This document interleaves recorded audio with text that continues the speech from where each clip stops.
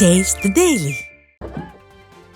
திருப்பத்தூரில் பள்ளி வளாகம் அருகே பதுங்கியிருந்த சிறுத்தை 11 மணி நேர போராட்டத்திற்கு பிறகு மயக்க ஊசி செலுத்தி பிடிக்கப்பட்டதால் பொதுமக்கள் நிம்மதியடைந்தனர். திருப்பத்தூர் நகராட்சிக்குட்பட்ட சாமநகர் பகுதி அருகே உள்ள பள்ளி வளாகத்தில் புகுந்த சிறுத்தை அங்கு பெயிண்ட் அடிக்கும் பணியில் ஈடுபட்டிருந்த கோபால் என்பவரை தாக்கியது. தொடர்ந்து அங்குள்ள கார் பார்க்கிங்கில் பதுங்கிய சிறுத்தையை பிடிக்க முடியாமல் வனத்துறை மற்றும் காவல்துறையினர் திணறி வந்தனர். இதற்கிடையே சிறுத்தை பதுங்கியிருந்த கார் பார்க்கிங்கில் 2 கார்களில் சிக்கிக்கொண்ட 5 பேர் பத்திரமாக மீட்கப்பட்டனர். இந்நிலையில் சுமார் 11 மணி நேரமாக போக்கு காட்டி வந்த சிறுத்தையை மயக்க ஊசி செலுத்தி வனத்துறையினர் பிடித்தனர். மயக்க ஊசி செலுத்தி பிடிக்கப்பட்ட சிறுத்தையை பாதுகாப்பாக கொண்டு சென்ற வனத்துறையினர் அடர்ந்த வனப்பகுதிக்குள் விடுவித்தனர்.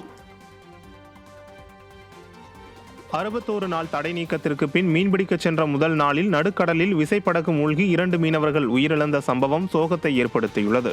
ராமநாதபுரம் மாவட்டம் மண்டபம் சேதுநகர் பகுதியைச் சேர்ந்த சுதர்சன் என்பவருக்கு சொந்தமான விசைப்படகு மீன்பிடி அனுமதி சீட்டு பெறாமல் மண்டபம் வடக்கு பகுதியிலிருந்து கடலுக்கு சென்றுள்ளது. இந்த படகு 6 நாட்டிக்கல் மைல் தூரத்தில் சென்றபோது எதிர்பாராத விதமாக நடுக்கடலில் பழுதாகி நின்றது. அதில் பயணித்த 5 பேரில் 2 அப்பகுதியில் மீன்பிடித்துக் கொண்டிருந்த மற்றொரு படகின் உதவியோடு கரை திரும்பினர். ஆனால் மற்ற 3 பேரும் கடல் நீரில் மூழ்கி மாயமாகினர்.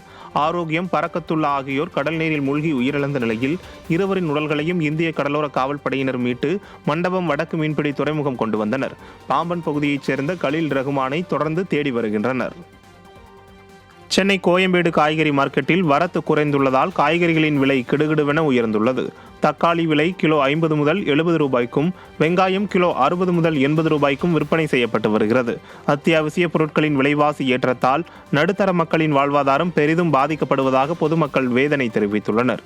மேலும் தொடர்ந்து அதிகரிக்கும் விலைவாசி உயர்வை விடியா திமுக அரசு கட்டுப்படுத்த வேண்டும் என கோரிக்கை விடுத்துள்ளனர்.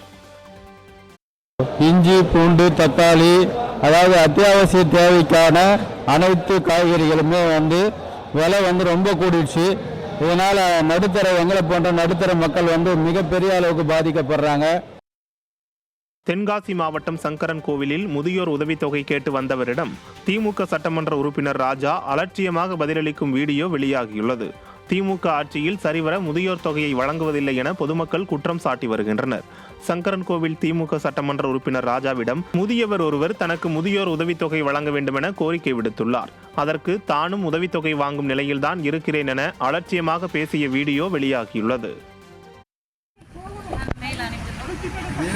எனக்கு அதே கண்டிஷன் தான், நீங்க சொல்லிட்டே நான் சொல்லல. அவ்வளோ எந்த ஐயாவா கொஞ்சம்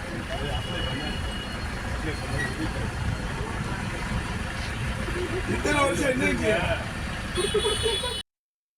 சென்னை சோழிங்கநல்லூரில் 10 நாட்களுக்கும் மேலாக தரமற்ற குடிநீர் வழங்கப்படுவதால் மினரல் வாட்டர் வாங்கும் நிலைக்கு தள்ளப்பட்டுள்ளதாக வீட்டு வசதி வாரிய குடியிருப்பில் வசிக்கும் மக்கள் குற்றம் சாட்டியுள்ளனர்.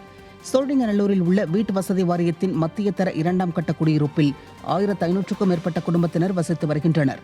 கடந்த 10 நாட்களாக இங்கு குழாய் மூலம் வழங்கப்படும் குடிநீர் அசுத்தமாக வருவதால் குடியிருப்பு வாசிகள் அதிர்ச்சி அடைந்தனர். இதுகுறித்து பலமுறை மாநகராட்சி அதிகாரிகளிடம் புகார் அளித்தும் எவ்வித நடவடிக்கையும் எடுக்கவில்லை என குற்றம் சாட்டும் பொதுமக்கள் விடிய அரசின் அலட்சியத்தால் மினரல் வாட்டர் வாங்கி பருகும் நிலைக்கு தள்ளப்பட்டுள்ளதாக குமுறுகின்றனர். தமிழ்நாடு தீயணைப்பு மற்றும் மீட்புப் பணிகளில் உதவும் வகையில் 2009ஆம் ஆண்டு சேர்க்கப்பட்ட சேனா நாய் உடல்நலக்குறைவால் வியாழனன்று காலமானது. டால்மேஷியன் வகை நாயான சேனா கோபாலபுரத்தில் சாலையோரத்திலிருந்து கண்டெடுக்கப்பட்டு தீயணைப்புத் துறையில் சேர்க்கப்பட்டது. திறம்பட செயலாற்றிய சேனா 2014ஆம் ஆண்டு மௌலிவாக்கம் அடுக்குமாடி குடியிருப்பு இடிந்த விபத்தில் இடிபாடுகளில் சிக்கியவர்களை மீட்பதில் அரும் பணியாற்றியது. முன்னாள் முதல்வர் புரட்சித் தலைவி ஜெயலலிதா சேனாவின் திறமையை பற்றி குறிப்பிட்டதும் இங்கே நினைவு கூறத்தக்கது. கடந்த சில தினங்களாக நோயுற்று இருந்த சேனா வியாழனன்று காலமான நிலையில் தாம்பரம் மாநில பயிற்சி மைய வளாகத்தில் முழு அரசு மரியாதையுடன் அடக்கம் செய்யப்பட்டது.